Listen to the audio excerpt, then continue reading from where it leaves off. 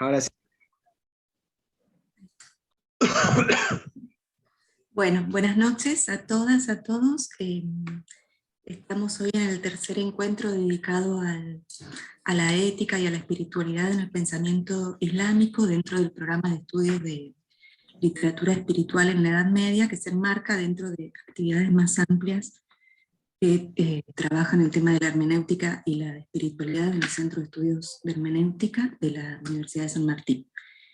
Este tercer encuentro va a estar a cargo de Leandro Bracamonte, y que lo va a dedicar al pensamiento, a la obra y a la vida, perdón, y a la obra de Rumi. Leandro es profesor de lengua persa para extranjeros de la Fundación Saadi de la Universidad Alamaj Tabata'i de Irán. Cursó estudios de bachillerato en lengua y literatura persa y la licenciatura en lengua y literatura persa en Al-Mustafa International University de Irán. Es el coordinador del área de lengua y literatura persa del Centro de Estudios Islámicos, Árabes y Persas, Dr. Osvaldo Machado Muret, unidad académica asociada a Al-Mustafa International University. Dirige el Instituto Salman Al-Farsi de Argentina. Bueno, te damos la palabra, Leandro, y trabajamos como estamos habituados. Escuchamos la exposición y después tenemos un ratito para intercambios, comentarios. Bueno, muy No sé buenas si noches. hace falta compartir pantalla o algo de eso. No sé. Si no es mucha molestia, te pido que me brindes la... Sí, si ahí lo bien hace. no lo tengo programado, pero si me pueden brindar la posibilidad, sería lo ideal. Muy Ya bien. está. Muy bien, excelente. Bueno, muchas gracias. Bueno, en primer lugar, quisiera comenzar pidiéndole disculpas a Carolina, porque en estos 3 encuentros la hemos hecho sufrir con los nombres. Me imagino que no habrá sido fácil, así que gracias, Sí, Carolina. perdón si pronuncié mal, porque realmente... No, por favor, gracias a vos por tu paciencia y por tu entrega para poder desarrollarlo lo mejor posible. Así que en primer lugar eso, en segundo, muchísimas gracias al doctor Carlos Ruta por esta posibilidad. Si bien yo intenté coordinar esto, la idea surgió de él, así que le agradecemos muchísimo, es un honor contar con su ayuda realmente. Y bueno, para comenzar, los saludo, damas y caballeros, es un gusto estar con ustedes en esta noche. Mi nombre es Leandro Bracamonte, como ya me han presentado, ya saben a lo que me dedico, por lo tanto vamos directamente a trabajar. Me gustaría destacar que a lo largo del año pasado y de este año hemos trabajado ya varias veces a Rumi, a Muhammad Balji Rumi, como es el nombre de él, Muhammad Jalaluddin Balji Rumi, que es su nombre completo, ¿sí?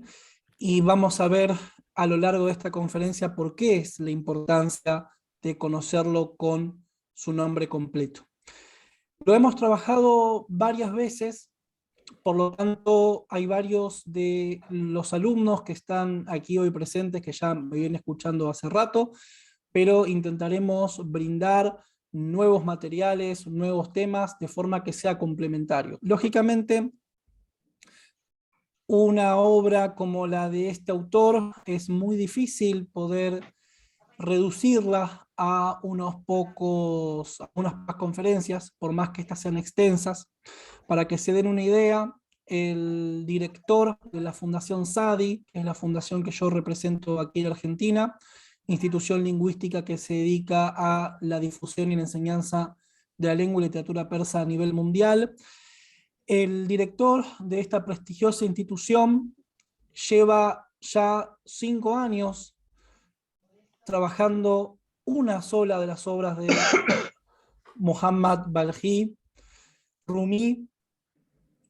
Aprovecho para pedirles a todos los presentes que por favor cancelen el sonido de sus micrófonos, de forma en que no haya interrupciones. Después de la conferencia habrá posibilidad de intervenir. Lleva 5 años en la cadena nacional por radio en Irán, trabajando la exégesis, la interpretación y la enseñanza de una sola de las obras de Rumi, que es su famoso Masnavi Ma'navi.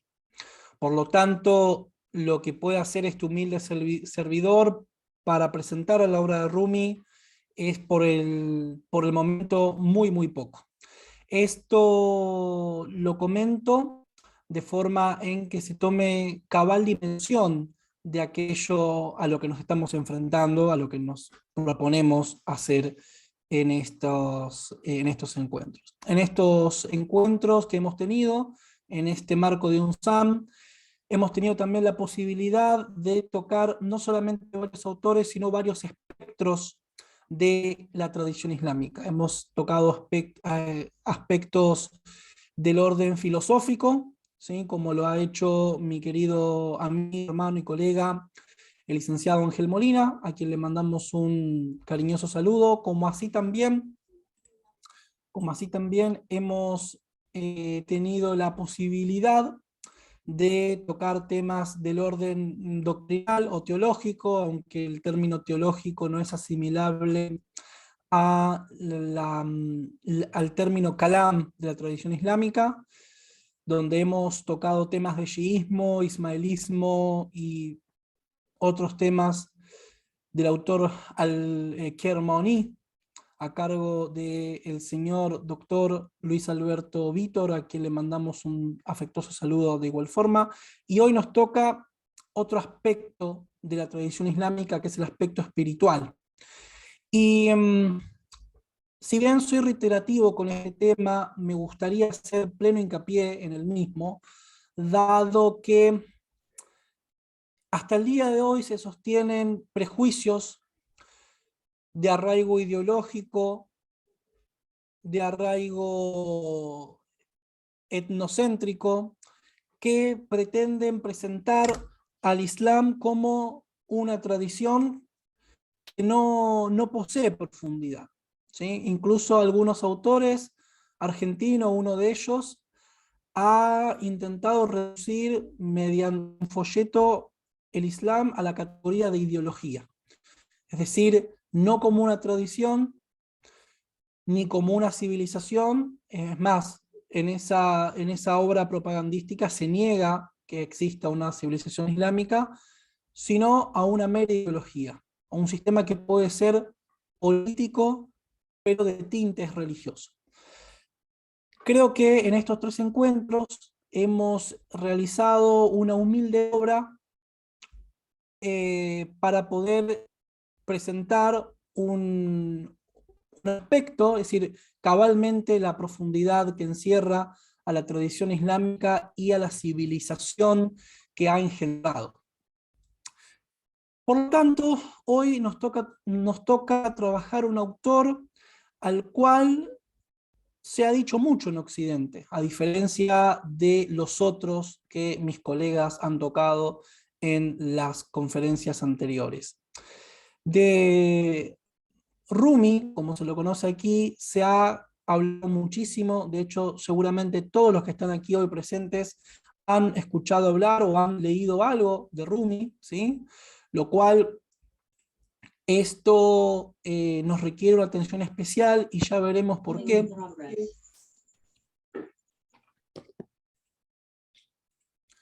Bien. Tenemos un micrófono abierto que hace retorno.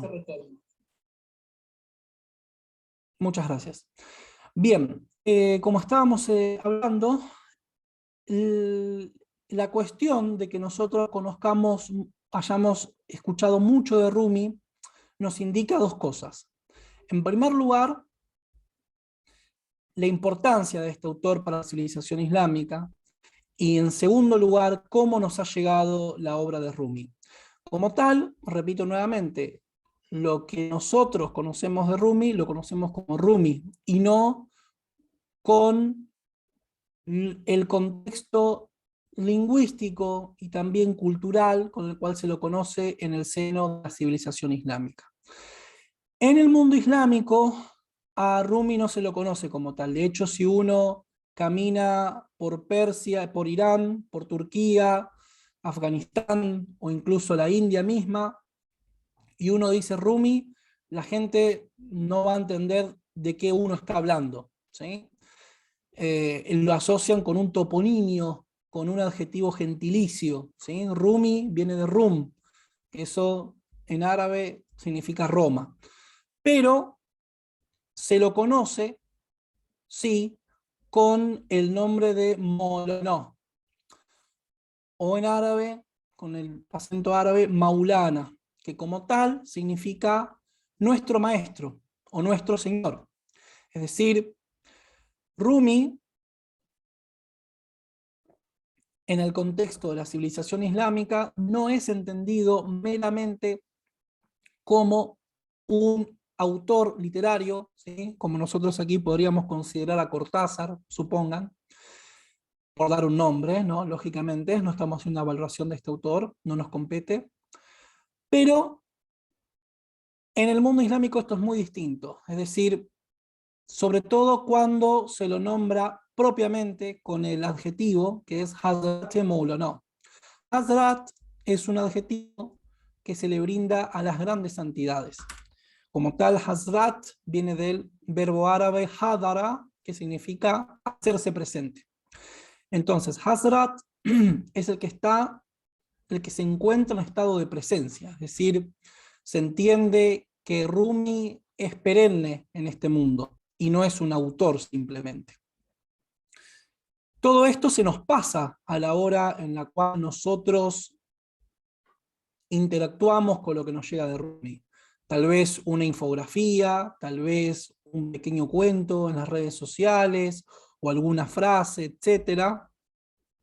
De hecho, a veces se lo califica como literatura sufí o literatura oriental o literatura árabe, que son todos términos incorrectos a la hora de entender científicamente a este autor y su obra. Bien, entendiéndose esto, entendiéndose de que Rumi se lo concibe con una presencia perenne, cabe destacar también que él posee un mausoleo y no una tumba, lo cual en el contexto de la civilización islámica, donde hay otro tipo de conexión, otro tipo de interacción con el más allá, con el mundo de los que no están en este plano, esto es de plena importancia, porque Rumi no tiene una tumba más, sino que tiene un mausoleo. Los mausoleos, y aquí está sí, la presencia del Islam chiita, donde la peregrinación a los distintos mausoleos, sobre todo los descendientes del santo profeta, como así también de los grandes eruditos, maestros de la tradición islámica, es de vital importancia. Se le ha construido en la ciudad donde ha fallecido Rumi, en Konya, actual República de Turquía, un mausoleo que los peregrinos se acercan allí no solamente a visitarlo como un lugar turístico, que hoy realmente va gente de todo el mundo, más entendiendo que Turquía, una parte muy importante de sus divisas ingresan por el turismo, y esto es clave de entenderlo, sobre todo para comprender las cosas que se ven en Turquía hoy en día, ¿sí? Donde los peregrinos se acercan allí a obtener bendiciones, a obtener incluso la intercesión por parte de Rumi. Por lo tanto, también nos gustaría comentar de que en torno a Rumi, así como hay lecturas del Sagrado Corán, recitaciones donde la gente se junta, también la gente se junta a recitar la obra de Rumi, el Masnaví en Masnaví específicamente. Por ahí no tanto sus otras obras, pero esta obra sí, que como tal está dividida en 5 cuadernos, así le llamó Rumi. Ya veremos las particularidades de por qué se le llamó Daftar, cuaderno. Las imprimen en una edición gorda y grande, así, y es común armar un sofré, armar un mantel donde se dan unas especies de ofrendas, donde se brinda té y frutas generalmente, y las distintas familias se reúnen circularmente frente a ese mantel y van leyendo cada uno algunos versos o por ahí un capítulo entero de Rumi y van reflexionando sobre el mismo. Por lo tanto, se asimila la práctica de la recitación del Corán a la recitación del Masnaví. De la misma forma, esta obra es muy reputada, muy bien reputada por todos los eruditos más importantes del mundo islámico, desde la época en la que se escribió hasta el día de hoy. No sin estar exenta de controversias y ciertas corrientes dentro del mundo islámico que le tienen una especial aversión a esta obra. Ya veremos por qué en esta noche. Por eso mismo es que a la obra de Rumi a veces se le brinda el seudónimo de el Corán persa, el Corán en persa. Y a veces esto lógicamente se impugna bajo la acusación de que es una exageración, y esto en definitiva así lo es, dado que si nos centramos en la cosmovisión islámica, el Corán es inigualable, pero por el valor que tiene la obra, se le brinda esta adjetivación superlativa. Ahora bien, ¿por qué el Corán en persa? ¿Sí? Que así se le llama, el Corán en persa. ¿Sí? ¿Sí? Es decir, es muy importante de comprender de que así como la tradición cristiana, en su proceso de universalización, en el proceso en el cual se engendra como civilización, donde se erige la cristiandad, ¿sí? Se da con una civilización preexistente, que es la civilización grecolatina, que serviría de conducto para la difusión del cristianismo. Algo parecido, mas no exactamente igual, ¿sí? No somos amigos de las analogías, sucede con el caso del Islam. El Islam como tal, al igual que la tradición judía y el cristianismo, nacen en un contexto semítico, son tradiciones del cuño abrahámico, ya sea por la vía de Isaac o la vía de Ismael, que es el caso del Islam.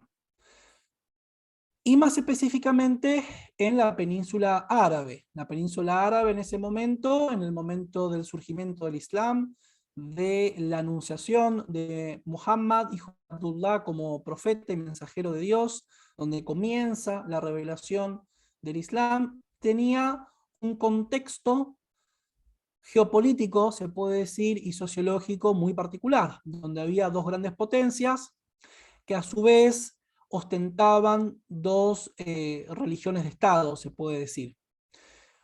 Aunque el mazdeísmo del Imperio Sasánida no es una religión como tal, en términos científicos y específicos. Estaba el Imperio Bizancio, el Imperio Romano de Oriente, con su cristianismo, y el Imperio Sasánida, los persas, con el mazdeísmo, tradición también conocida erróneamente como zoroastrismo. Por lo tanto, estas dos superpotencias chocaban militarmente, ¿sí? Se robaban terrenos, sobre todo se codiciaban Jerusalén, algo muy parecido a lo que sucede a día de hoy, aunque no nos vamos a meter en ese asunto. Y el mundo árabe, las tribus árabes justamente vivían en un modo tribal, estaban alejadas de ese contexto, participaban muy poco. Si estaban en guerra, o eran serviles a una potencia o a otra, depende en dónde se encontrasen. Los árabes del norte, los gazaníes, estaban con los romanos, y los árabes del sur, los yemeníes, estaban con los persas, ¿sí? Entonces, si nos situamos geográficamente en la península arábiga, había ahí como una especie de tensión de pinzas, ¿no? Y la parte oeste de la península arábiga no había prácticamente ningún desarrollo civilizatorio, ¿sí? La gente vivía de forma tribal, no había un estado constituido, ¿sí? Bajo ninguna forma, había una anarquía tribal donde solamente primaba la ley de la violencia, pero una violencia anárquica, ¿no? Porque es decir, todo estado de alguna forma es el que garantiza la aplicación de la violencia de alguna u otra forma para que pueda existir una coexistencia entre los civiles, ¿no? Pero bueno, eso es otra discusión también. Pero no había ningún tipo de posible desarrollo civilizatorio, ¿no? La mayoría eran nómades, la mayor parte, igual que en todo el mundo de esa época, pero sobre todo ahí no sabía ni leer ni escribir, y surge la revelación del Sagrado Corán, y esto tiene como efecto principal, un desarrollo civilizatorio.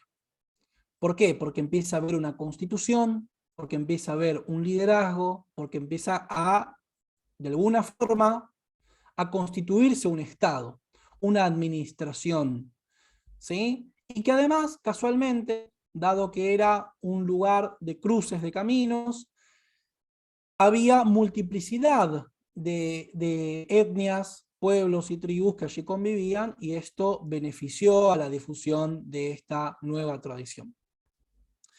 Después del martirio del santo profeta Muhammad, le suceden los califas, que según la escuela sunnita se les considera los califas ortodoxos o bien guiados, Khulafa Rashidin,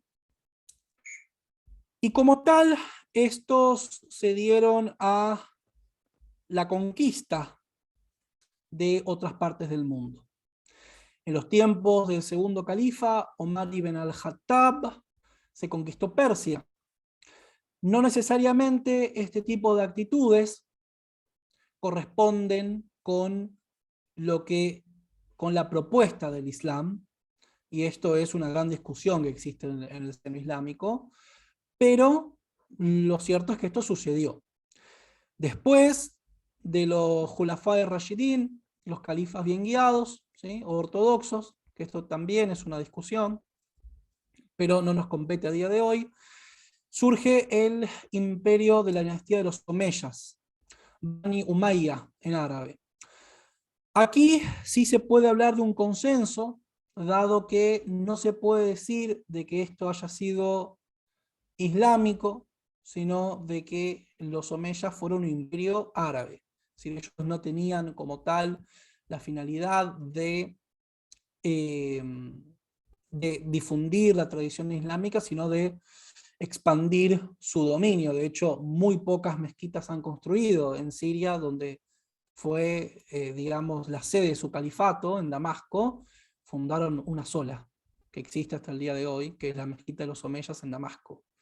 El resto de las mezquitas fue fundada por otros, y esto es un dato muy importante. En estos primeros 100 años de la expansión de lo que se le llama en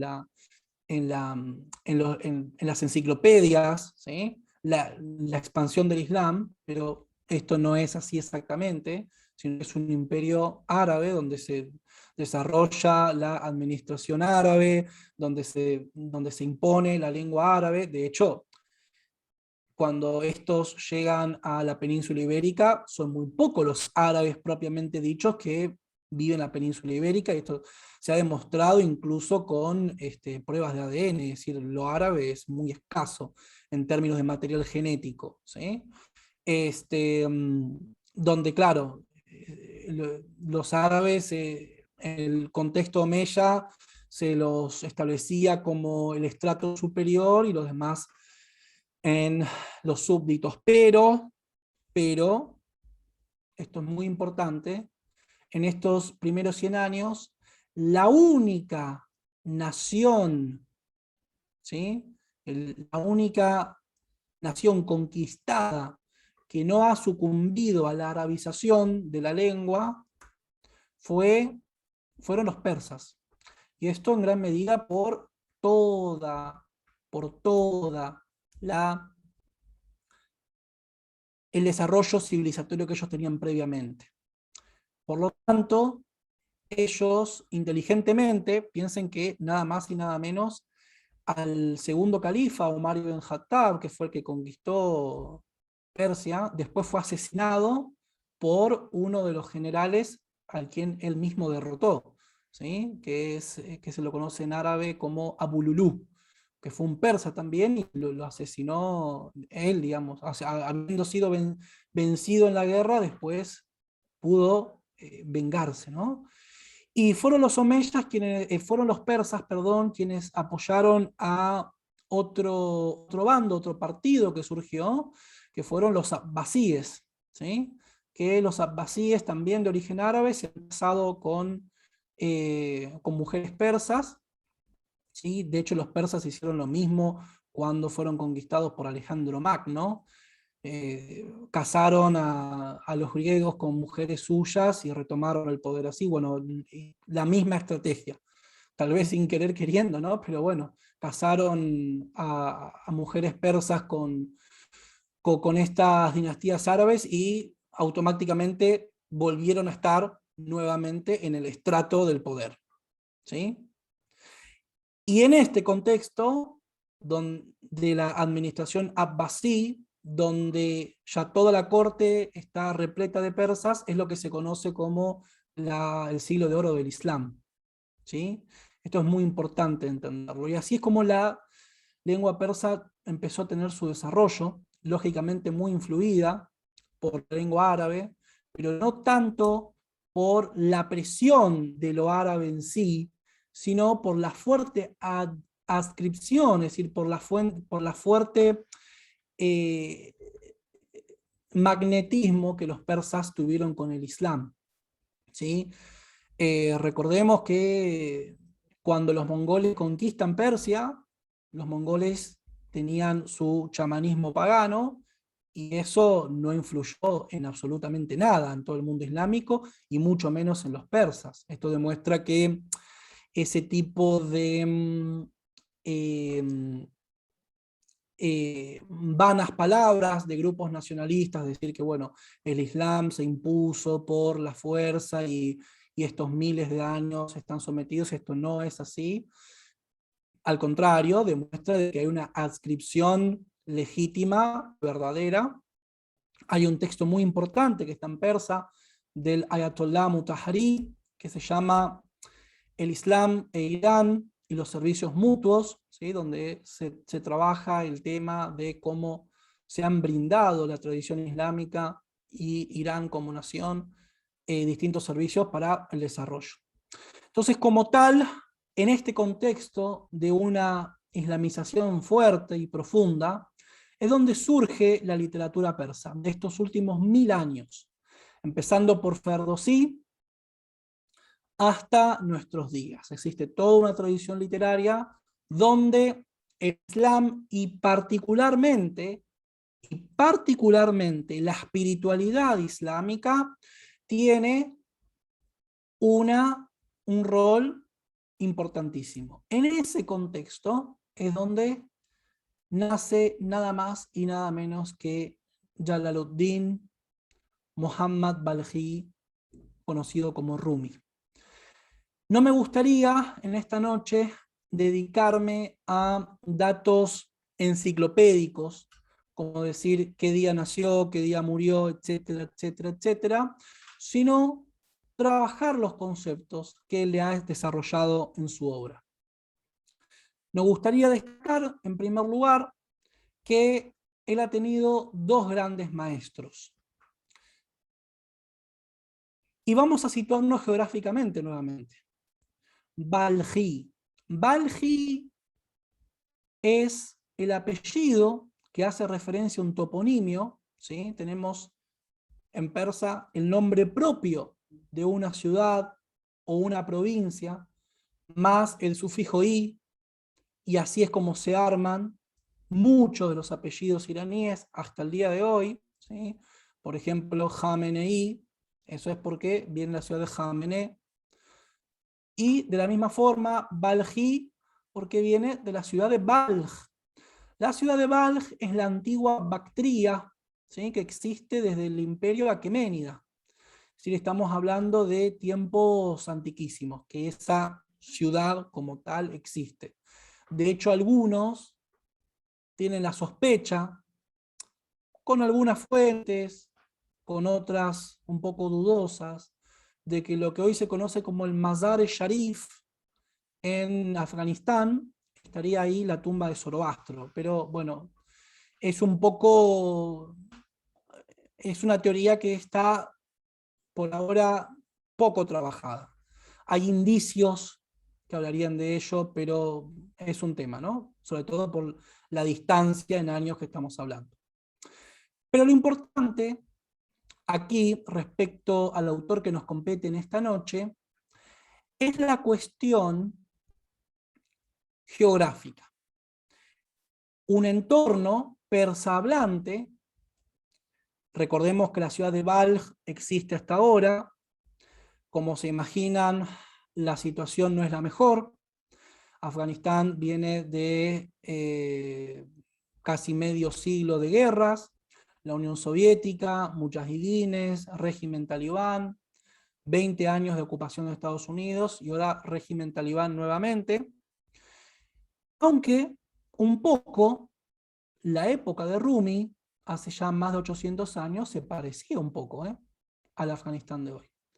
Tenemos el avance mongol, selyúcidas, turcos también, los persas, lógicamente, que estaban en guerra y que de hecho Rumi se ve obligado a emigrar porque su padre no estaba en buenos términos con los nuevos gobernantes. Entonces tiene que salir de su ciudad y empieza su emigración. Y aquí vamos a destacar algo, porque la tradición islámica también empieza con una emigración. El santo profeta del Islam tiene que dejar su ciudad natal, conocida como Meca hasta el día de hoy, para ir a Yazrib, la ciudad que hoy se la conoce como Medina. ¿Sí?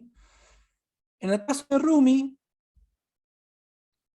esta emigración también es una emigración iniciadora de su legado.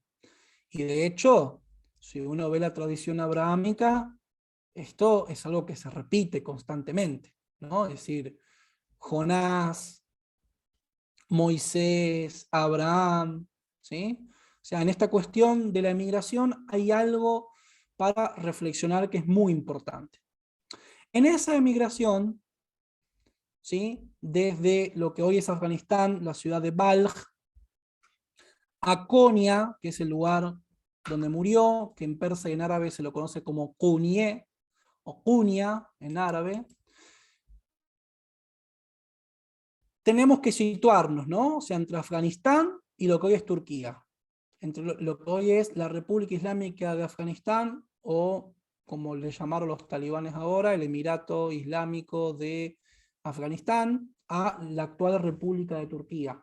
¿Sí? Entonces estamos hablando casi de una zona septentrional del mundo islámico. ¿Sí? Si bien ahora el mundo islámico ya está en lo que es Rusia, Asia Central, China mismo, en ese momento era, digamos, bien la zona norte, ¿no? Por toda esa zona norte está este viaje de Rumi. Y se le conoce como Rumi porque en ese momento la presencia de Bizancio todavía estaba en lo que hoy es la República de Turquía, ¿sí? Geográficamente Anatolia. Por eso le llamó Rumi, ¿sí? O sea, es el seudónimo. Y no es casualidad que a nosotros, en el contexto de Occidente, se nos presente a Rumi como Rumi y no como Baljí. Eso no es una casualidad. Y ya veremos por qué.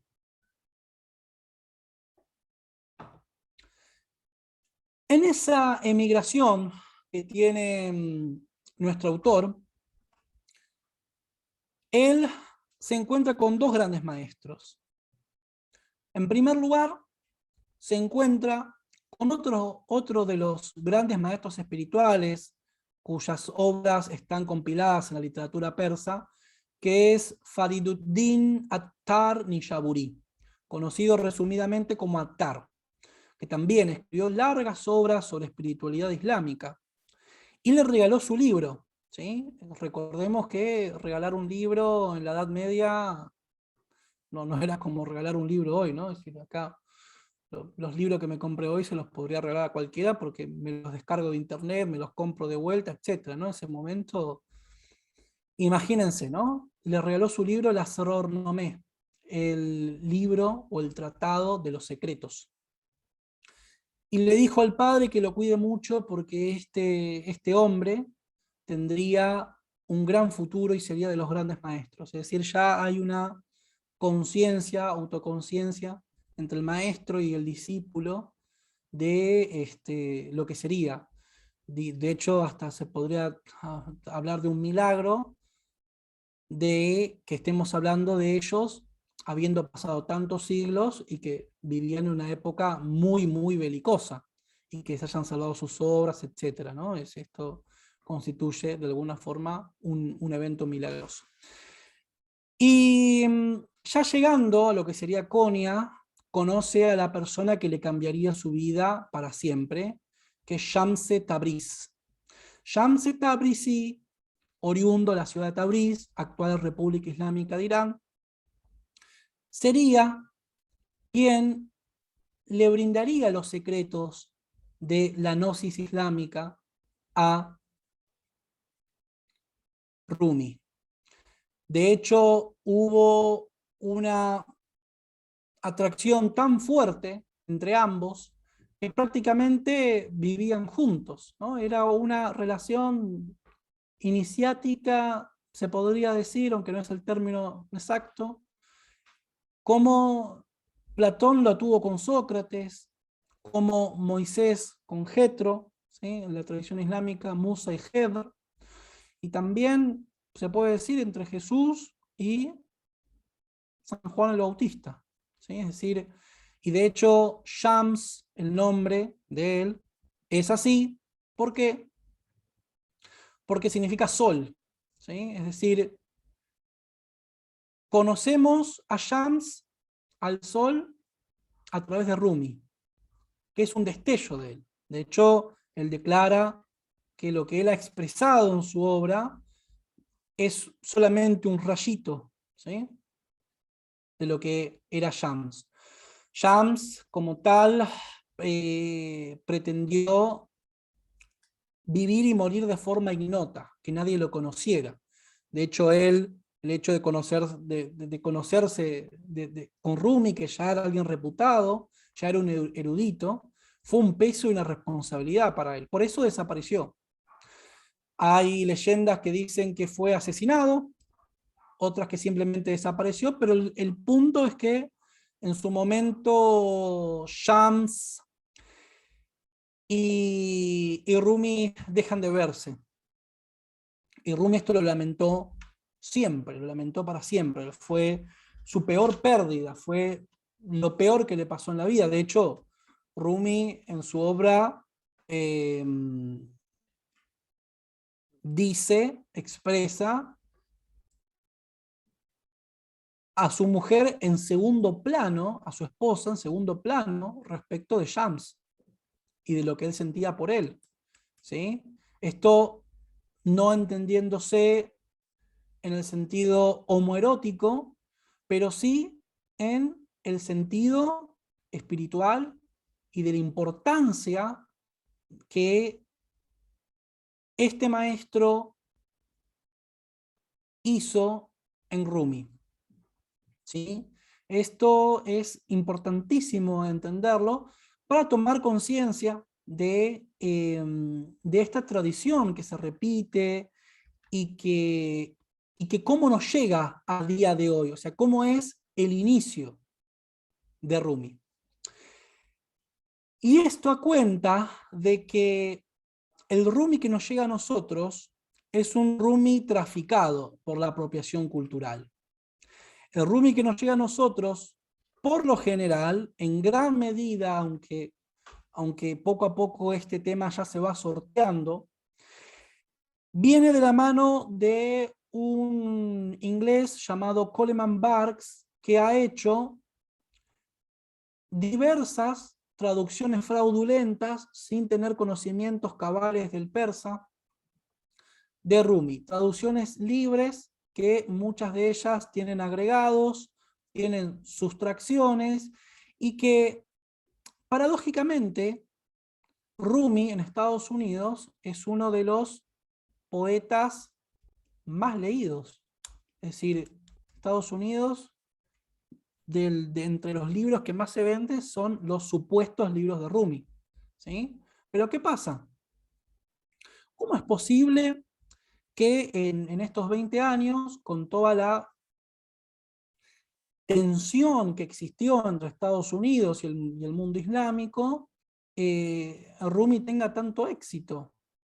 Bueno, porque el Rumi que existe, el Rumi que se vende en Estados Unidos, es un Rumi que ha sido desislamizado por este inglés de forma consciente, por eso lo calificamos como un traficante de la cultura, y que además es presentado como un libro de autoayuda, un libro que es funcional a lo que son las corrientes New Age, a las corrientes que proponen una desdogmatización de la espiritualidad, ¿sí?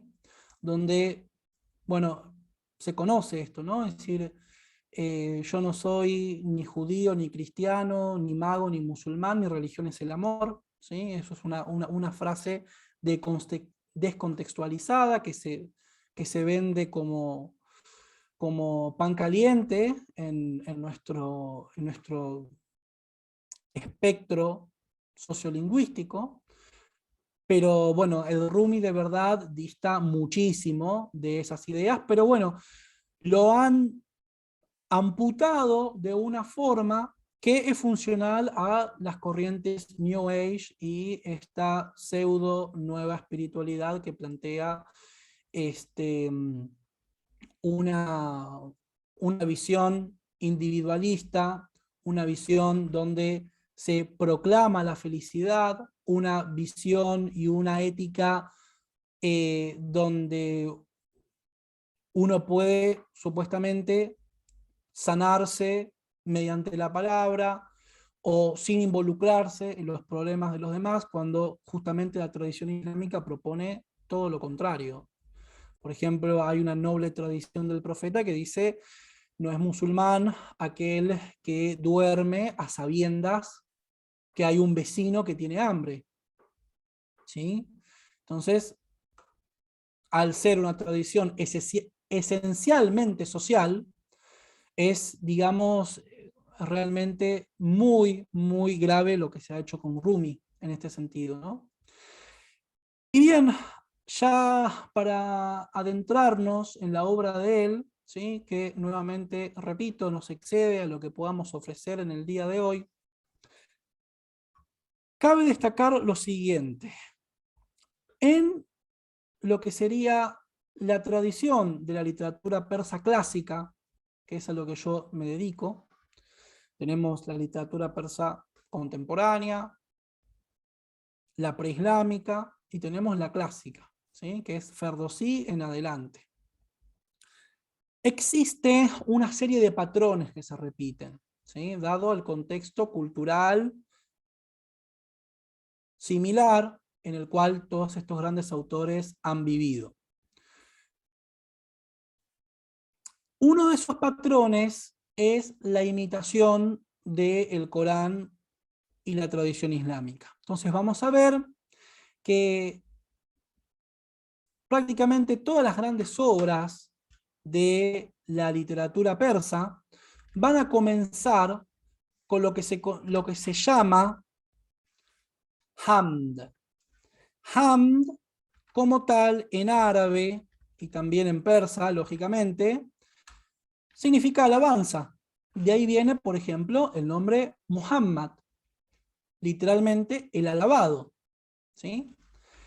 El hamd es realmente muy importante y que lamentablemente, por lo general, en las traducciones que nos llegan al castellano, es arbitrariamente sustraído. Y es algo que yo he estado notando y me tiene realmente muy preocupado. Porque bueno, nos da a entender que por más que han pasado los siglos, no tenemos buenas traducciones al castellano. Por ejemplo, la única obra de Ferdowsi, el padre de la lengua persa, es el Shahnameh, la carta a los reyes, o la carta al rey, que comienza con el siguiente armisticio: Benome, Jodobande, Jono, Gerat. En el nombre del Señor, de la vida y la razón. Esto es una imitación coránica en persa del primer verso del Sagrado Corán, con el cual comienzan todas las suras o capítulos, que es Bismillahi Rahmani Rahim, en el nombre de Dios, el clemente y misericordioso. Y de la misma forma, todos los grandes autores comienzan así. De hecho, el primer capítulo es todo un hamd. Por ejemplo, Attar, que justamente en el día martes, comencé un seminario sobre él en la escuela en línea pitagórica. El primer capítulo de Sumántico Teir, la Asamblea de los Pájaros, otra de las grandes obras de literatura persa, son 67 versos, ¿sí? Cada verso compuesto por 2 hermistiquios, solamente de hamd, de alabanza al Señor, al Creador. Bien, ahí Carolina me ha avisado y bueno, nos acomodamos al tiempo, no hay problema. Pero en el caso de Rumi, se sale de esto, ¿sí? Podemos citar también el caso de Nezami, otro de los grandes autores de literatura persa, también de temática espiritual, donde comienza, por ejemplo, con el siguiente verso. Su obra titulada Leili Majnun, también muy conocida, ¿no? Dice así el primer capítulo, también todo de hamd, ¿sí? Más de 100 versos de hamd, nada más.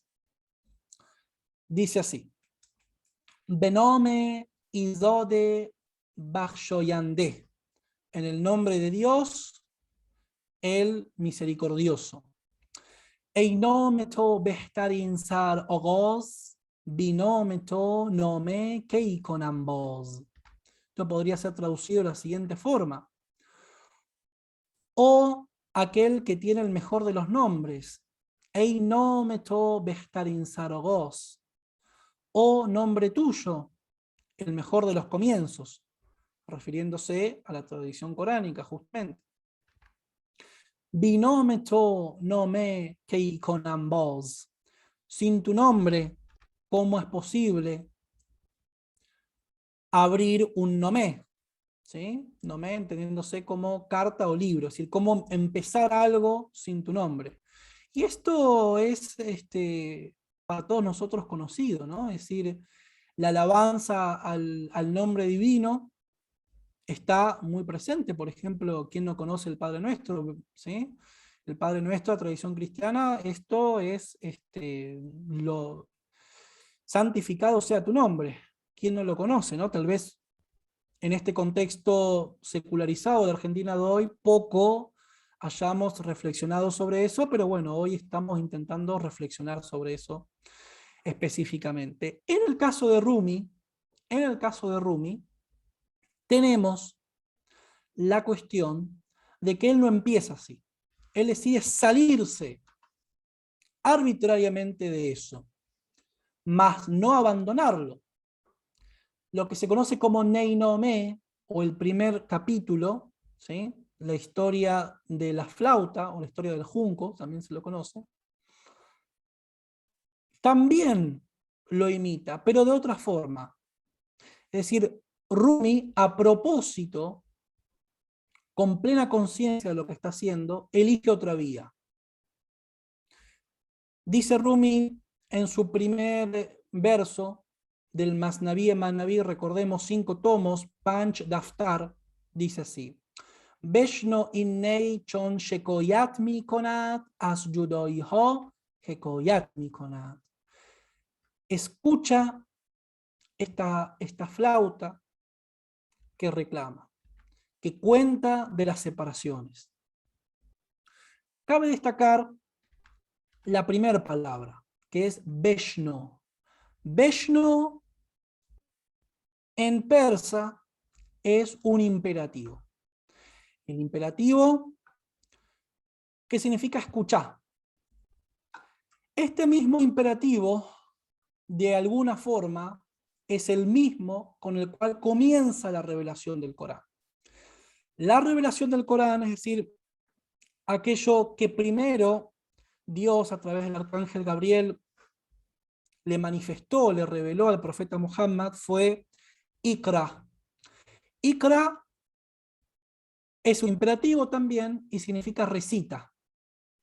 ¿Sí? Es decir, tenemos escuchar y hablar, son ambas funciones lingüísticas. Lógicamente, no es la misma, porque Rumi no es un profeta, sino que es un maestro del Islam. Por eso dice escuchar, porque el que recitó ya lo hizo. Pero la coincidencia en que ambas sean un imperativo no es casual. Como tampoco es casual la elección de la palabra. Esta palabra comienza con el prefijo B, ¿sí? Que se puede resumir en el fonema justamente B. La letra, o el fonema, mejor dicho, más lingüísticamente, B, es justamente el inicio del Corán. Bismillahirrahmanirrahim. Y también el inicio de la Biblia, el Berejisht, si estoy pronunciando mal ahora, perdón. Pero bueno, también empieza con B, ¿sí? Y esto es de suma importancia, porque la elección de la letra justamente es a propósito. Más teniendo en cuenta, ahí el señor Goldman nos dice Bereshit, muchas gracias, muchas gracias. La verdad que justamente se me pasó, estoy muy cansado y se me complica un poco hasta ahora la cantidad de nombres a memorizar.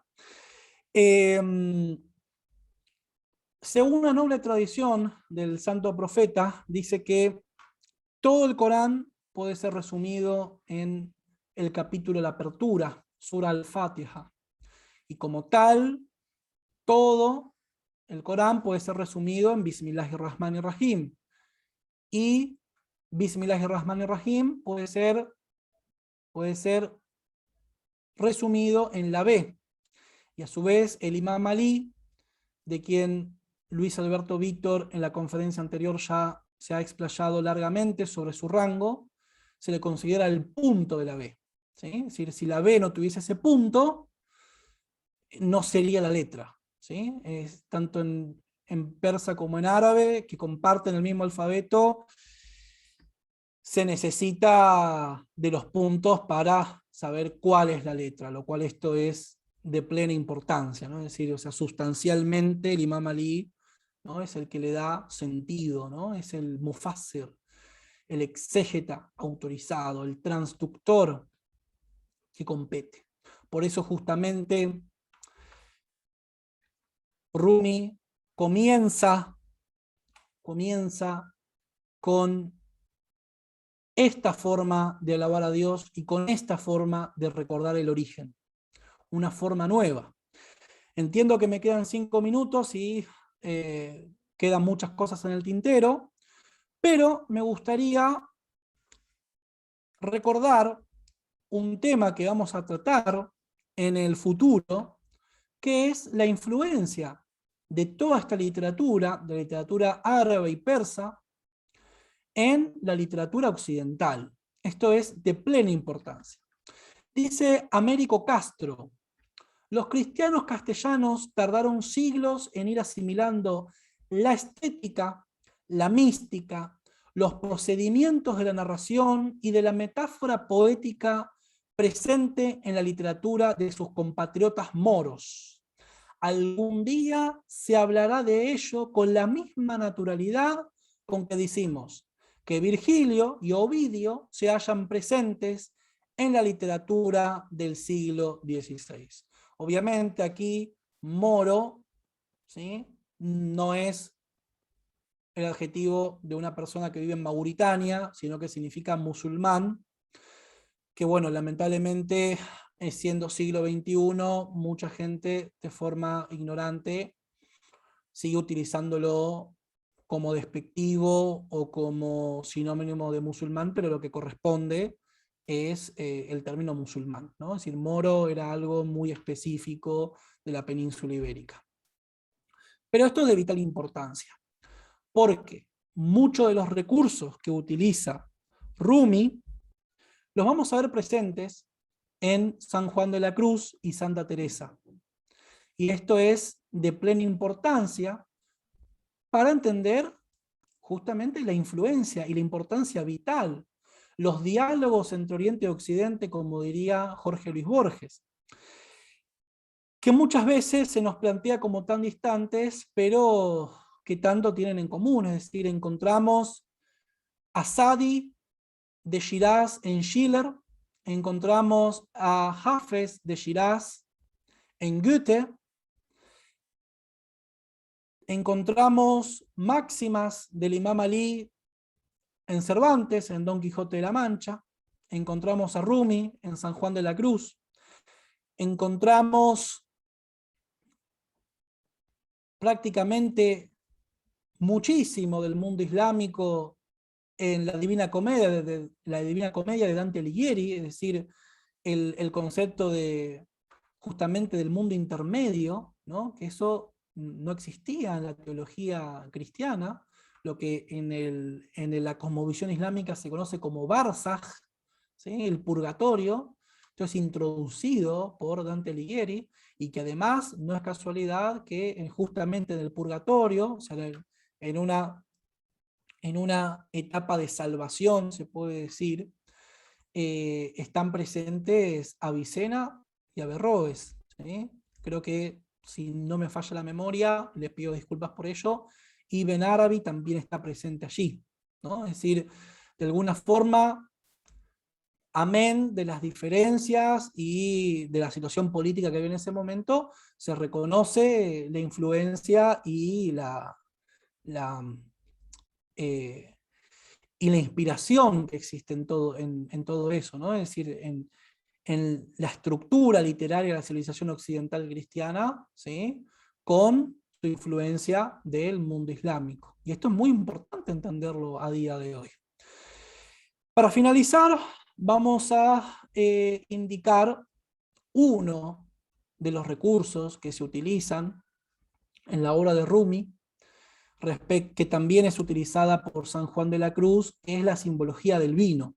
Como seguramente ustedes todos ya saben, el vino es una bebida vedada por el Sagrado Corán, ¿sí? Es decir, los musulmanes no beben ni vino ni ningún tipo de embriagante, al menos los musulmanes que observan, ¿no?, la tradición. Lógicamente hay gente de todo y para todo, ¿no?, todo el mundo, esto es así.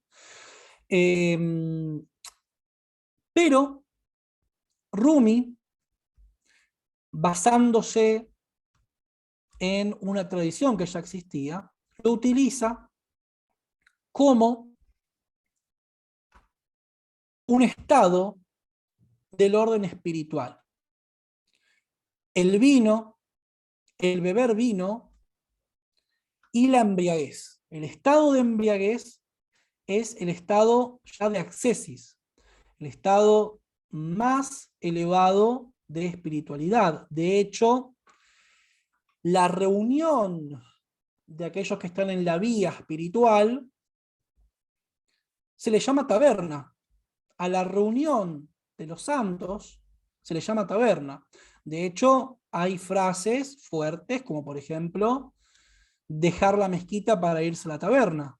Que esto se lo decía así y parecía algo terrible. De hecho, hasta el día de hoy, en la cultura popular iraní, ¿sí?, donde los jóvenes tienen un rol muy importante, lo que se llama maddohi, ¿sí?, en los cantos de alabanza para los santos imames, etc., utilizan este tipo de metáforas y hasta el día de hoy las personas de escasa comprensión se horrorizan al escuchar eso. Por ejemplo, justamente ayer escuché a un cantante que decía: el nombre de Alí me embriaga y es un vino que es más puro que el agua de la ablución, ¿sí? Lo cual, esto dicho en estas palabras, es una herejía tremenda, ¿sí? Pero lógicamente no lo es a la hora de entenderlo en, en clave, ¿no? En clave poética y en clave de la metáfora espiritual. Tenemos, por ejemplo, otra frase de Rumi que dice: el ardor del vino encendió mi pecho e inundó mis venas.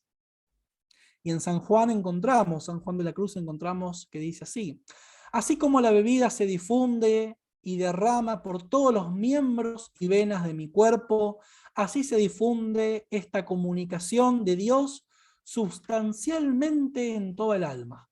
¿Sí? Es decir, cuando uno está ya tenido por Dios en ese encuentro, después de la purificación del alma, eso es descrito por la embriaguez, ¿sí?, justamente, ¿no? Es decir, cuando una persona empieza a estar en curda, a estar borracho, ¿sí?, cuando el alcohol en sangre, ¿sí?, ya lo está superando y el cuerpo no puede asimilarlo. En ese momento está como un estado de posesión el cuerpo, ¿sí?, la persona. Justamente ese mismo estado de posesión es el que simbólicamente, de forma espiritual, lo expresa Rumi en su poesía. Y no es casualidad. Tanto él como otros gnósticos del Islam, aquellos que han cruzado esta vía, que la han experimentado, han justamente utilizado esta forma de expresar, de transmitir aquello que ellos mismos vivencian en su práctica. Entiendo que se agotó el tiempo, han quedado muchas cosas en el tintero, como por ejemplo la simbología de la noche y un largo etcétera que sin falta lo vamos a poder trabajar en el futuro. De hecho, estamos hablando con el señor Ruta de tal vez armar un taller anual para leer la obra de Rumi juntos, y bueno, ojalá que esto se pueda dar para poder extendernos como corresponde en estos temas. Muchas gracias y espero sus intervenciones. Gracias, Leandro, y por ajustarte al tiempo y recortar por ahí todo lo que tenías preparado para... Bueno, veo que está haciendo él. Si alguien quiere hacer algún comentario, pregunta, consulta. Yo hay una cosa que, pues, si puedo arrancar yo, me Por quedé... supuesto, Carolina. Esto que vos destacaste, perdón, quiero decir, del tema, estoy pensando en el sentido de la audición, que destacaste la oralidad y la escucha. Quería, la sensación que se me armaba era esa, como que el sentido de la audición tiene un lugar privilegiado en esta tradición. Quería, si podías, no sé, si es así, hacer algún comentario al respecto. Sí, Carolina, cómo no. Es importantísimo entender esto. Es decir, el profeta Muhammad tiene como ancestro a Ismael. Ismael, primogénito de Abraham. Ismael en hebreo, si lo traducimos al árabe, significa Sama'ullah, es decir, Dios escuchó, ¿sí? Porque Abraham pidió y se le dio un hijo, ¿sí? Entonces, justamente por esta misma razón, es que en la tradición islámica en sí, la oralidad es la práctica central, ¿sí? Es decir, es lo más importante, ¿no? La iniciación en el Islam es el testimonio de fe. El testimonio de fe se pronuncia, ¿sí? Ashhadu an la ilaha illallah, wa ashhadu anna Muhammadan Rasulullah, wa ashhadu anna Aliyan waliyullah. Doy testimonio de que no hay divinidad excepto Dios, ¿sí? Allah. Sabemos que Allah está emparentado lingüísticamente con Elohim y con Elah, ¿sí? Del hebreo y el arameo, por eso es una ignorancia supina de decir que los musulmanes creen en un Dios que se llama Alá, ¿sí? Eso es una ignorancia supina, atestigo de que el último mensajero es Muhammad y que su vicerregente es Ali. Justamente por esto y por cómo empieza la revelación coránica, Iqra, ¿sí? Es que lo lingüístico, digamos, ¿no? O sea, el escuchar, el decir, la oralidad es central en la tradición islámica, ¿sí? De hecho, la práctica más importante es lo que se distingue como la columna, el pilar de la fe, es la oración, ¿sí? Salah en árabe, ¿sí? Salah como tal significa bendición, pero en persa, ¿sí? Se le llama namaz. Namaz está emparentado con la palabra namaste del sánscrito. Y el verbo es namaz hondan, o sea, leer el namaz. ¿Sí? Namaz hondan es rezar. ¿Sí? Por lo tanto, espero haber respondido a tu pregunta, pero la razón de esto que usted ha podido distinguir es esta misma. Muy bien, muchas gracias, muchas gracias. Marta Triay tiene levantada la mano.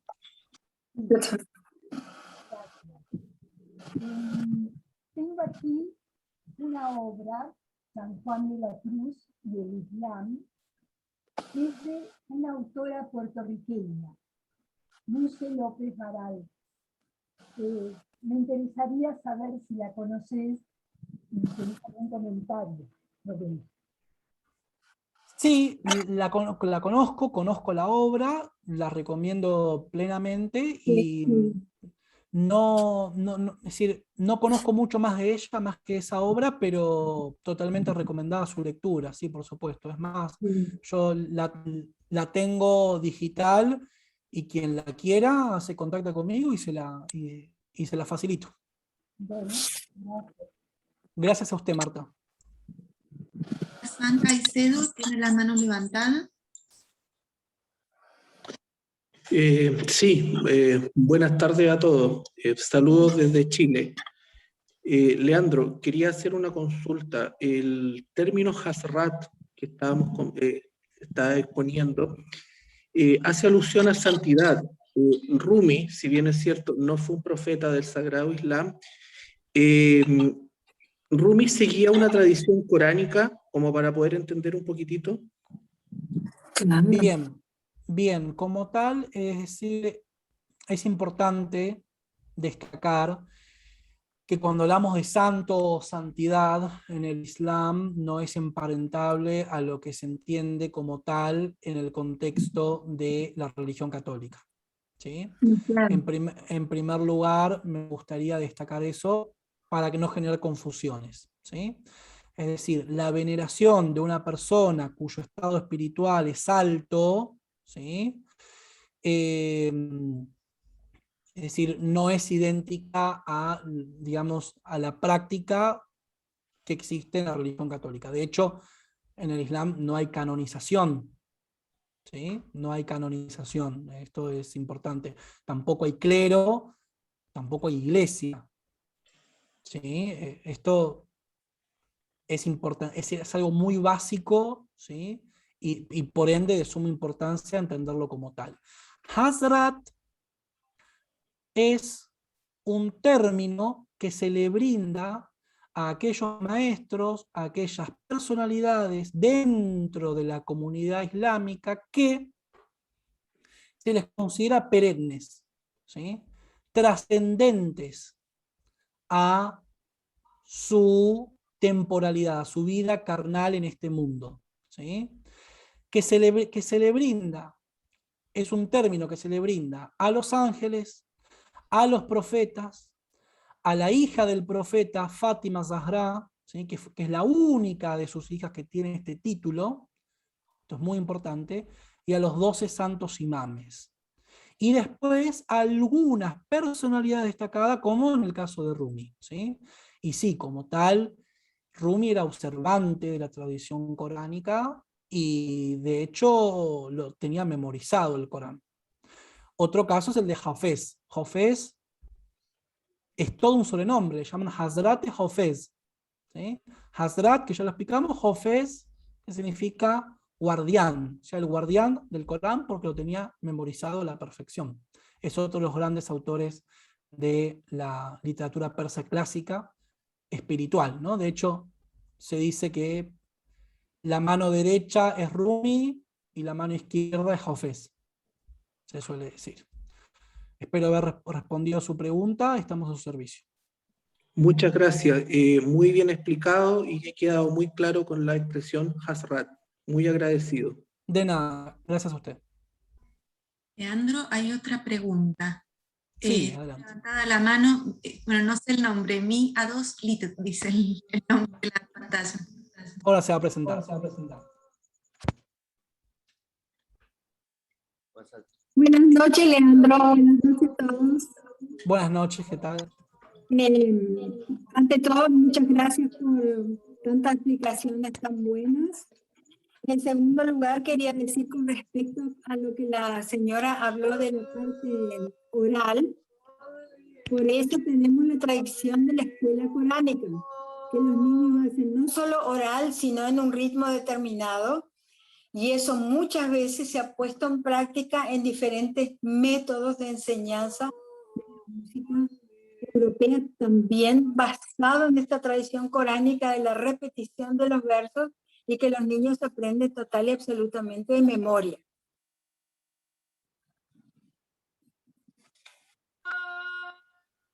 No sé si me escucharon. Sí, muchas gracias. Y quería agregar algo más. Quería agregar que no solamente en la literatura hay influencia clásica.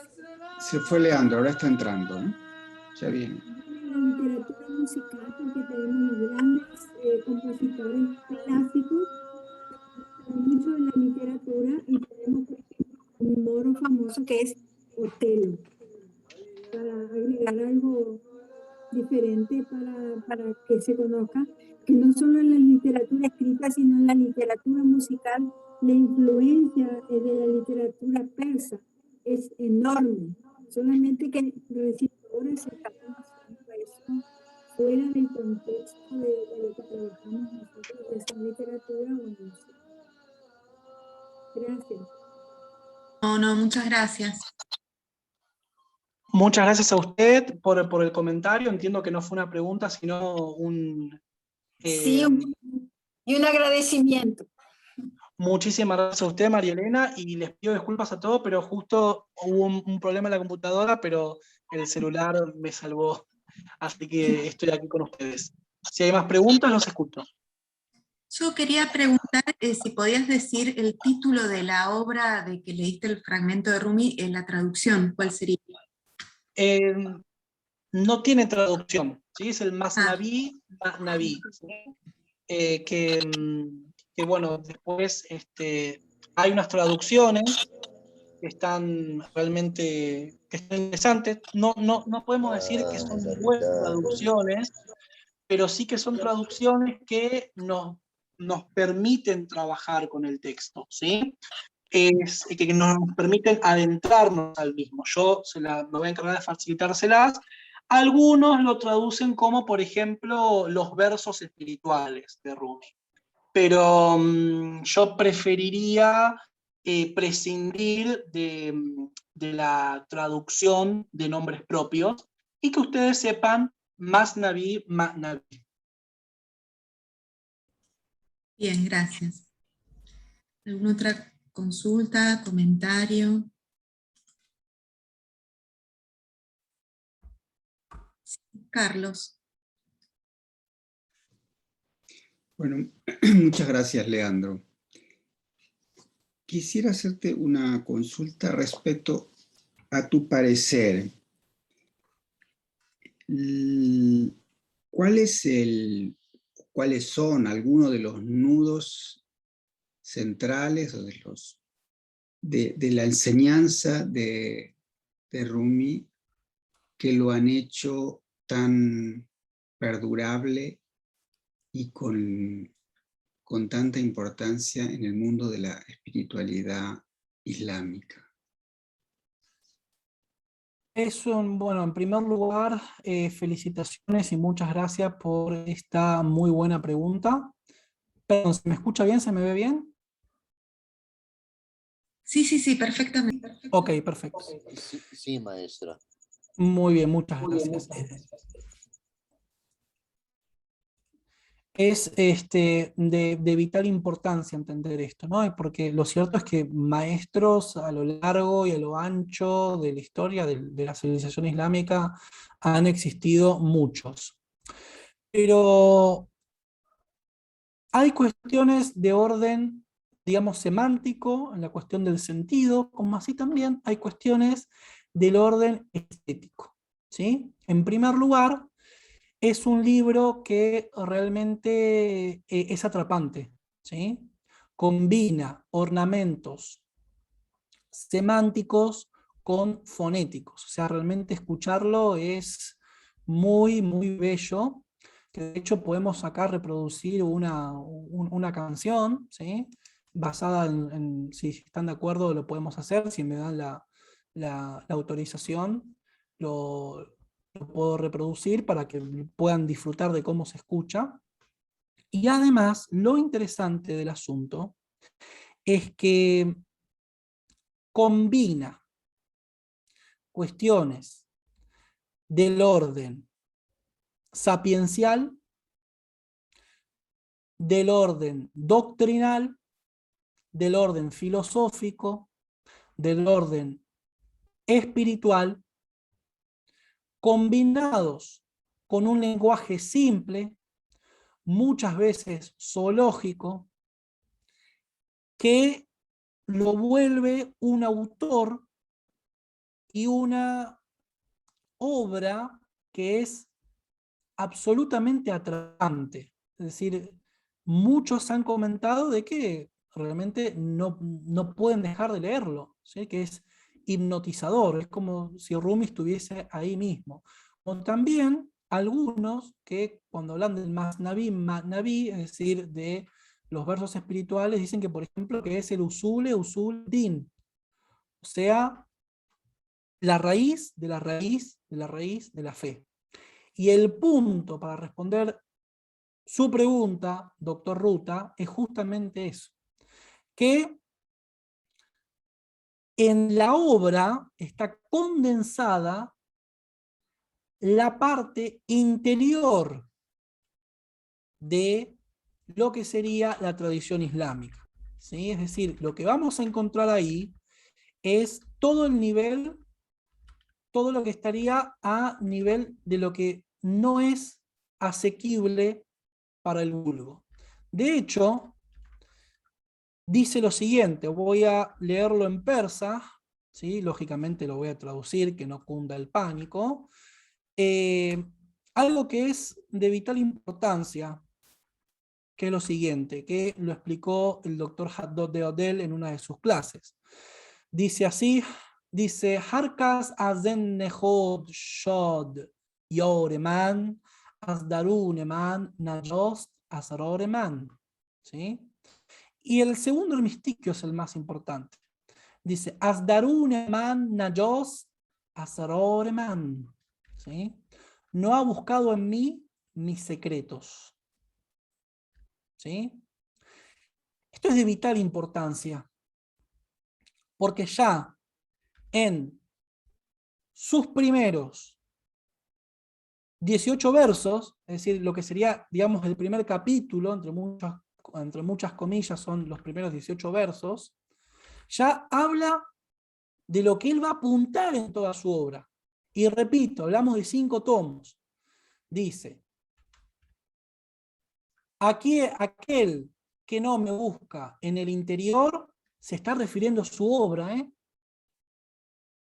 no encontrará mis secretos. Asdarune Najos Asoreman. Vital importancia, valga la redundancia. ¿Por qué? Porque Rumi plantea su obra en términos esotéricos, ¿sí? Dice Hadot de Odell que en cada cuento del Masnaví Masnaví existen 2 velos que hay que correr, ¿sí? Es decir, cada cuento del Masnaví Masnaví contiene 2 cuentos dentro, ¿sí? Que de hecho, esta le podemos llamar técnica literaria. No creo que es un término que le competa a esto, porque ya estamos hablando de otro nivel, no solamente del nivel literario. Aparece de alguna forma en el Zahir de Borges, ¿sí? Contenido en el Aleph, que si uno lo lee, uno puede decir que está hablando de la obsesión por un objeto, de un grado de locura, ¿sí? Este cuento de Borges, pero ese tipo de lecturas, como por ejemplo el de la obsesión por un objeto, que vuelve loco al personaje, es una lectura del primer velo, ¿sí? En realidad lo que apunta el Zahir, como he explicado en otras conferencias que hemos tenido estos últimos meses, es que el Zahir es la entrada al Baten, ¿sí? Como tal, nosotros podemos conocer un autor a través de su libro, ¿sí? Y al autor de la creación de los universos lo conocemos a través de su creación, que es justamente la naturaleza. Bueno, esto mismo se replica aquí, ¿no? Y justamente Borges el Zahir dice eso, ¿no? Que sea la flor que me lleve, habla justamente de los sufíes, habla del Asror-Nomé, habla del Yos-Nomé, ¿sí? O sea, ya nos damos cuenta eso de dónde lo sacó Borges, y es interesante cuándo lo escribió, ¿no? Porque fue hace muchos años, nos habla de eso, ¿no? Lo mismo que nos dice Rumi en este primer capítulo. Está la entrada que nos lleva hacia otro lado, ¿sí? Justamente no por nada el ney, el junco, ¿no? Cuando uno toca la flauta persa, ¿sí? Uno está poniendo el hálito, es un instrumento de viento que no tiene nada, es una caña, ¿sí? Pero ¿qué pasa? El aire que sale de nuestros pulmones se convierte en música, tal como indica el Sagrado Corán. Dios creó diciendo kun fayakun, sé y es. Y desde su orden, ¿sí? Y desde su orden nace lo maravilloso de la creación. Y justamente Dios mismo invita en el Sagrado Corán a observar la creación para entenderlo a Él. Es más, les doy un ejemplo que puede parecer vulgar, pero a veces es interesante, vulgar no en el sentido desubicado, sino del vulgo, es interesante remitirnos a cosas actuales para entender las cuestiones perennes. Por ejemplo, en esta serie de Netflix, Alice in Borderland, que es una serie japonesa, que también trata esto de estos juegos donde uno se salva la vida, ¿sí? En un momento, el personaje reflexiona, soluciona los juegos, entendiendo que en el juego está el creador del juego mismo. Y ahí es donde se va descifrando el asunto de la serie, ¿sí? Repito, se me disculpa por favor el ejemplo vulgar, pero la actualidad nos puede llevar a reflexionar sobre cosas de mayor trascendencia. Espero haber respondido, su pregunta correspondientemente. ¿Doctor Ruta, a su servicio? Sí, muchas gracias, Leandro. Bueno, no sé si alguna intervención más, alguna consulta, comentario.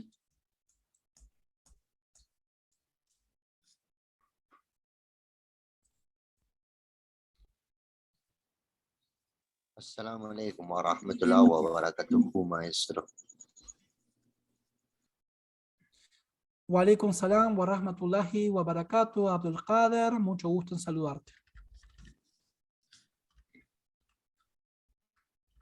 Adelante. Leandro, en el chat escribe... Ah, ya respondiste. Eso. Sí, sí. Estaban pidiendo tu contacto. Sí, sí, también le voy a mandar ahí mis redes sociales, que ahí mismo puede obtener mi contacto de WhatsApp y hablarme directamente. Ahí ya se lo mandé. Sí, Abdulkader, ¿tenías alguna pregunta? Maestro, solo agradecerle compartir con nosotros su conocimiento. Muchísimas gracias, el agradecido soy yo.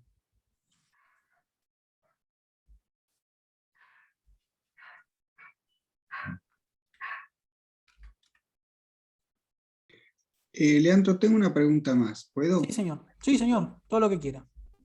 Hasta que nos eche. La,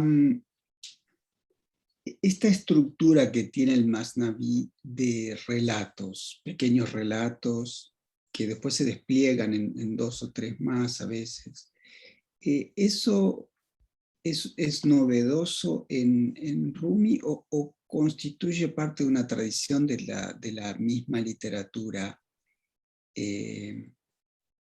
islámica o persa? Quiero decir, a la utilización del relato como una forma de transmitir una enseñanza, es decir, una narración para transmitir una enseñanza, ¿no?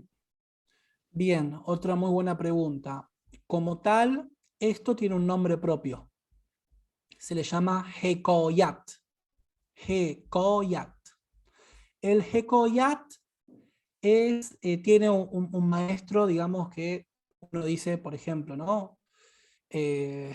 Bueno, no quiero dar otro ejemplo vulgar, ¿no? Pero, por ejemplo, cierto estilo de música, tal banda, ¿no?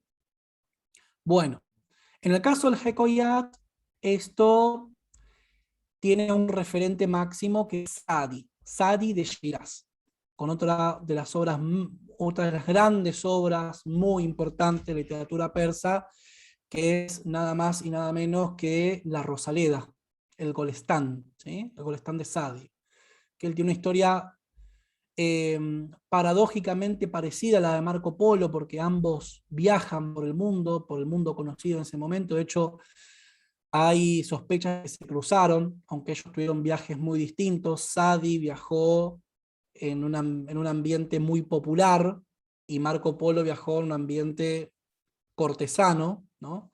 De hecho, al parecer, Sadi fue esclavizado, fue raptado y sin embargo siguió viajando. Recordemos que no era como acá, como ahora, ¿no? Que uno se saca una visa, un avión, un hotel, no, esto, digamos, cuando viajaba arriesgaba la vida. Y él de su experiencia obtiene su obra, El Golestán. ¿Y por qué se llama así? ¿Por qué? Dado que de todos sus viajes sacó una historia, un Hekoyat, ¿sí? Y en ese Hekoyat se encuentra una sabiduría, ¿sí? Como la sabiduría es perenne, las relacionó a todos sus Hekoyot, ¿sí? El plural, ¿no?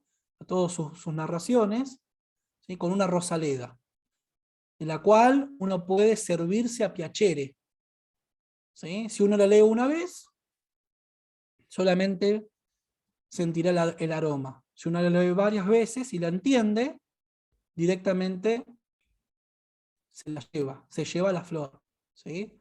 Es decir, que el Golestán, la Rosaleda, puede vivir en cada uno de nosotros. Entonces, bueno, Rumi está engarzado en esa técnica, ¿no? Que dicho sea de paso, en el contexto asiático de Asia Occidental esto no es nuevo. Pero tenemos un referente dentro de la literatura persa, ¿no? Que es Sadi, y después Rumi lo perfecciona. Ahora bien, en la literatura persa preislámica esto también existía, ¿sí? No por nada, los mazdeos elaboraron su Ardavirafnomé, ¿sí? Que es un libro que tiene una temática parecida a la de la Divina Comedia.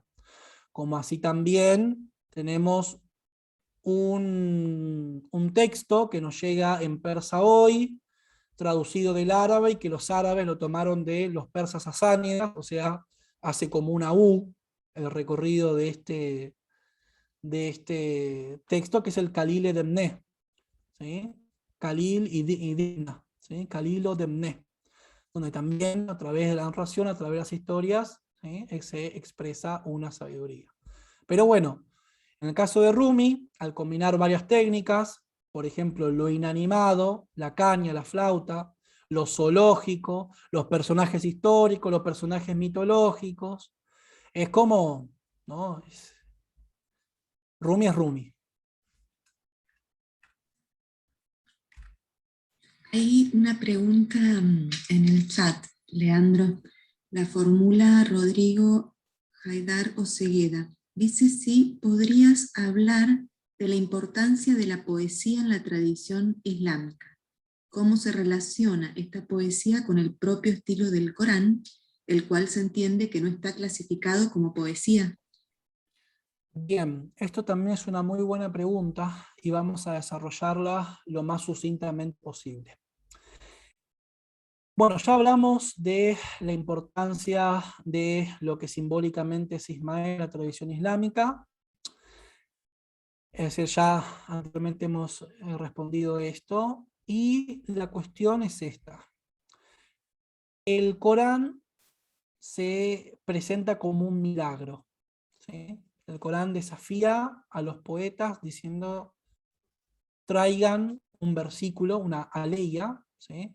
Que significa milagro, no versículo, como esta, ¿no? Los reta a los poetas, ¿no? Entonces, no se clasifica como poesía el Corán. ¿Por qué? Porque es un milagro lingüístico. Y esto tiene que ver con el desarrollo de la sociedad. Como en la época de otros profetas anteriores se precisaba otro tipo de milagros, ¿sí? Como por ejemplo abrir las aguas, en el caso de Moisés, ¿sí? O el nacimiento virginal, en el caso de Jesús, dado que desde ese momento en adelante hay un desarrollo sin igual en lo que se podría decir la especie humana en términos civilizatorios. Pensemos, ¿no? Cómo avanzó el mundo desde el siglo 6-7 hasta ahora, y cómo avanzó desde el siglo 6 antes de Cristo hasta el 6 después de Cristo, ¿sí? Es por eso, por esa razón, por el estadio del ser humano en ese momento, hasta el día de hoy, es que el Corán se establece como un milagro lingüístico. De hecho, un análisis lingüístico del Corán nos trae realmente muchas sorpresas, como por ejemplo que la complejidad de la lengua árabe era muy superior al estilo de vida sencillo que los árabes tenían en ese momento, por ejemplo, ¿sí? O, digamos, la sonoridad perfecta de este libro, y justamente esta directiva, ¿sí? esta matriz con el cual el Islam se va a desarrollar, expandir, lógicamente, cuando el Islam engendra una civilización, esta matriz continúa. expandida a otros pueblos, porque a mí me toca hablar de los persas, pero también se puede hablar de los turcos, la gente de Indonesia, el Islam en China, el Islam en África, etcétera, etcétera, etcétera, el Islam en el este de Europa. Hay mucho para hablar sobre el tema. Ahora bien, como en una de las clases que he tenido con el doctor Ruta le he dicho, los distintos pueblos tienen una tendencia, ¿sí?, sin caer en declaraciones de poca cientificidad, ¿sí?, en cada pueblo se puede distinguir una tendencia. En el pueblo persa, lo que se distingue es una obsesión por la belleza. Quien algún día tenga la oportunidad de viajar a Irán, incluso en términos turísticos, esto lo va a notar inmediatamente. Ni que hablar cuando se pueden visitar mezquitas, santuarios, museos. De hecho, la misma historia, la lingüística, esto lo demuestra. La caligrafía. Si uno compara la caligrafía árabe cúfica propia de los árabes con la caligrafía que desarrollaron los persas, que es el Nastaliq, va a observar una diferencia estética notable. Bueno, esto mismo, esta tendencia hacia la belleza, los persas, en imitación, en concordancia con la matriz coránica, la llevaron a la poesía, ¿sí? Por eso realmente, es decir, yo hago esta comparación, también la comparación vulgar, y nuevamente ruego las disculpas por ello. Cuando uno lee la obra del Shahnameh de Ferdowsi, donde por ejemplo cuando relata las batallas va a repetir los fonemas del persa Shin, Ye y Jim, para mediante la poesía emular los sonidos del chinchineo de las espadas, uno podría compararlo con, ¿no?, como tener un home theater en 4K en la casa de uno, ¿no?, y ver una película, ¿no? O sea, lo que ha hecho Ferdowsi en el año 1000, ¿no?, es la más refinada tecnología lingüística del momento, ¿sí? Y prácticamente difícilmente exista una obra así. De hecho, él mismo en su obra lo dice, el Shahnameh de Ferdowsi. Dice, este castillo no se lo llevará nadie. Tiene un famoso versículo que dice, Ayam sendekardam ro bedim por sí. Revivifiqué a los no árabes con este persa. ¿Sí? Como diciendo, bueno, digamos, en el avance de los omeyas, en la imposición del árabe, ¿no?, surgió esto, surgió mi obra, ¿sí?, que lo revivificó. Y lo cierto es que, bueno, hasta el día de hoy, habiendo menos gente que habla persa frente a los árabes, que son muchos, tiene un prestigio enorme. Es decir, en las zonas más cultas, araboparlantes, todos conocen varios versos en persa. Y ni que hablar en India y Pakistán, ni que hablar entre los turcos, ¿sí? Como es el caso, por ejemplo, de Nezami Ganjavi en Azerbaiyán, que ellos, siendo turcos, digamos, gente de la turca, ¿no?, recitan y veneran la figura de Nezami. O por ejemplo, en Pakistán, Muhammad Iqbal Lahori, otro autor que para los pakistaníes es la insignia, también otro persa hablante, ¿sí?, que escribió en persa. Y bueno, ¿no?, también entre los árabes esto también sucede. De hecho, el árabe que se habla en Irak está plenamente influenciado por el persa. Bahrein mismo, y bueno, un largo etcétera. Espero haber podido responder efectivamente la pregunta. Bueno, muchas gracias, Leandro. Bueno, sí, me parece que podríamos ir dejando acá, ya no hay más consultas, y para que descanses también un Gracias. poco. La verdad que muchas gracias por esta serie de encuentros, gracias a vos, gracias a Luis Alberto y a Ángel. Un placer escucharlos. Bueno, muchísimas gracias. La gratitud es nuestra. Realmente nos sentimos muy gratificados de que nos hayan abierto las puertas. Esperamos haber hecho lo mejor, que haya sido de vuestro provecho. Estamos abiertos para cualquier tipo de colaboración y muy importante, me interesaría el feedback y los invito a los alumnos, como también a usted, Carolina Durán, al señor Carlos Ruta y a todos los que hoy estuvieron aquí a brindarnos su devolución en privado para que en el caso de que haya críticas, sugerencias, pedidos, podamos mejorar nuestros servicios y poder brindarles lo mejor la próxima. Es de vital importancia para nosotros, así que se los agradecemos mucho y finalmente, lógicamente, los invito a todos a estudiar persa, dulce lengua persa. Muchas gracias, Leandro. Gracias. De nada. Muchas gracias, Leandro. Muy buenas noches. Gracias, Carolina. Chao, Gracias. gracias, buenas noches. Chao, chao.